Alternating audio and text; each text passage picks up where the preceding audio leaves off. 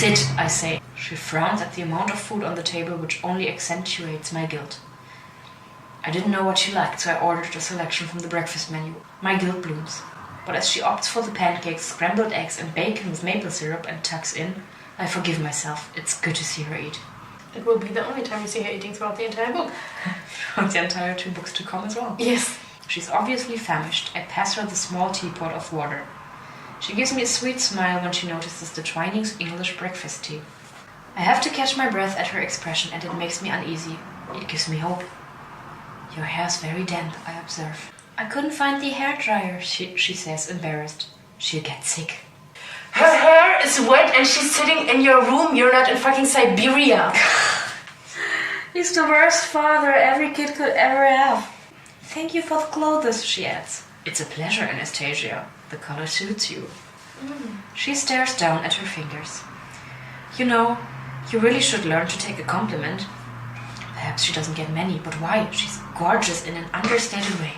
I should give you some money for these clothes. What? I glare at her and she continues quickly. Ha ha ha ha. I don't need money. I miss the money bags. You've already given me the books, which of course I can't accept. But these, please let me pay you back. Sweetheart. Ugh. Anastasia, trust me, I can afford it.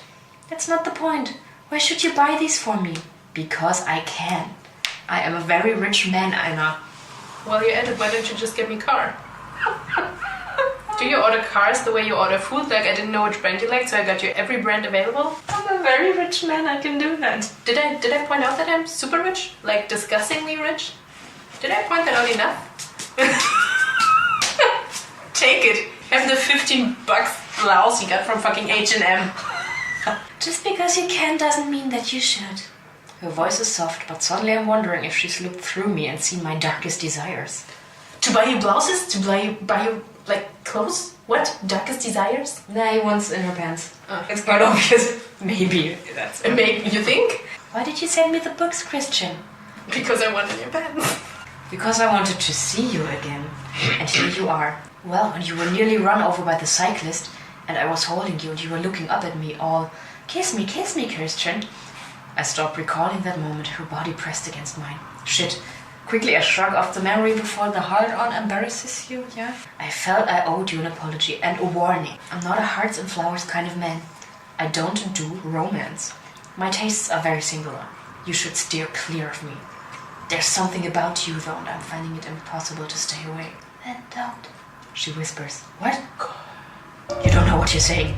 Enlighten me then. Her words travel straight to my cock. Of course they do. Fuck. You're not celibate? She asks. Where would she get that idea that he's celibate? Why would you ask that? What the fuck? He's such a clever person, Miss Steele. So amazingly brilliant. No, Anastasia, I'm not celibate. And if you'd let me tie you up, I'd prove it to you right now. Her eyes widen and her cheeks pink. Is that a word? Her cheeks pink? I didn't know until now. It's used as a verb. To pink, to pinken. Never heard of it. Oh, Anna. I have to show her. It's the only way I'll know. What are your plans for the next few days, I ask? For the next few days. Move in with me. Yeah. I'm working today from midday. What time is it? She exclaims in panic. It's just after 10. You've plenty of time. What about tomorrow? Kate and I are going to start packing. We're moving to Seattle next weekend, and I'm working at Clayton's all this week. So what are you going to do for work in Seattle? I've applied for some internships. I'm waiting to hear. Have you applied to my company, as I suggested? In case you've forgotten, he's a very rich man. No. And what's wrong with my company? You're the boss? Your company or your company? She arches an eyebrow. Oh, she'd be a joy to train. Challenging, maddening woman. She examines her plate, chewing at her lip. Actual sentence that he's saying? I'd like to bite that lip, I whisper, because it's true. What an awkward thing to say to a person while you're having breakfast. She's eating pancakes, for fuck's sake. Her face flies to mine and she shuffles in her seat. Her face flies to mine? She tilts her chin toward me, her eyes full of confidence. Why don't you? She says quietly. I cannot believe this is happening. This point is where it really gets absurd. Now we do have a work of fiction, obviously. Yes. Oh, don't tempt me, baby. I can't. Not yet. I'm not going to touch you, Anastasia. Not until I have your written consent to do so. What does that mean? She asks. Exactly what I say. I need to show you, Anastasia, so you know what you're getting yourself into. What time do you finish work this evening? About 8. Well, we could go to Seattle this evening or next Saturday for dinner at my place, and I'll acquaint you with the facts then. Why can't you tell me now? Because I'm enjoying my breakfast and your company. Once you're enlightened, you probably won't want to see me again. She frowns as she processes what I've said. Was that his catchphrase for every submissive? Because I'm not gonna touch you unless I have your written consent? I mean, technically, at least he's asking for consent. It's kinda too late at this point. He never asked for permission to touch her face, to fumble her lips, or to hold her in his arms when he saved her life from the fucking cyclist. Again, Elena must really be like his whorehouse dealer, because you can never in a real life situation get a woman to have an affair with you. And I don't think he has discovered the internet or some certain boards to find sexual I've partners. good news for you, there's Tinder. Tonight, she says. Wow, that didn't take long. Like Eve, you're so quick to eat from the tree of knowledge, I taunt her. Are you smirking at me, Mr. Grey? She asks. It's disgusting, It's disgusting. I look at her through narrowed eyes. Okay, baby, you asked for this. I pick up my phone and press Taylor on speed dial. He answers almost immediately, yeah. We know Taylor doesn't have any other life than obeying your every wish. Mr. Grey, Taylor, I'm going to need Charlie Tango.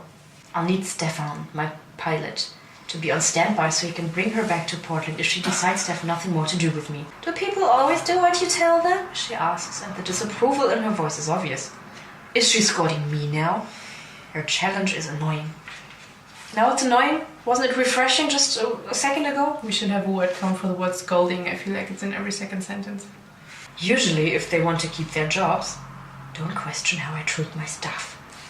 And if they don't work for you, she adds, oh, I can be very persuasive, Anastasia. You should finish your breakfast, and then I'll drop you off at home. Finally, I'll pick you up at Clayton's at 8 when you finish. We'll fly up to Seattle. Fly? Yes, I have a helicopter. Don't forget, I'm super rich. Her mouth drops open, forming a small, oh. It's a pleasing moment. You will have a lot of these. A lot. We'll go by helicopter to Seattle? Yes. Why? What kind of peasant is she? It's a helicopter. Get over yourself. Because I can, I grin. Sometimes it's just fucking great to be me. Finish your breakfast. She seems stunned. Eat! My voice is more forceful. Anastasia, I have an issue with wasted food. Eat! I have an issue with wasted food. That's why I ordered everything off the menu. I can't eat all this. She studies all the food on the table and I feel guilty once more. Eat what's on your plate. She gives me a sideways look as she chases her food around on the plate with a fork and her mouth twitches. What's so funny? She shakes her head and pops the last piece of pancake into her mouth and I try not to laugh. As ever, she surprises me. She's awkward, unexpected, and disarming. Oh my god, she ate something that's so awkward and unexpected and surprising. And disarming. She really makes me want to laugh, and what's more, it's at myself. She ate a piece of pancake. And she laughed at you while she did it, because you're an idiot.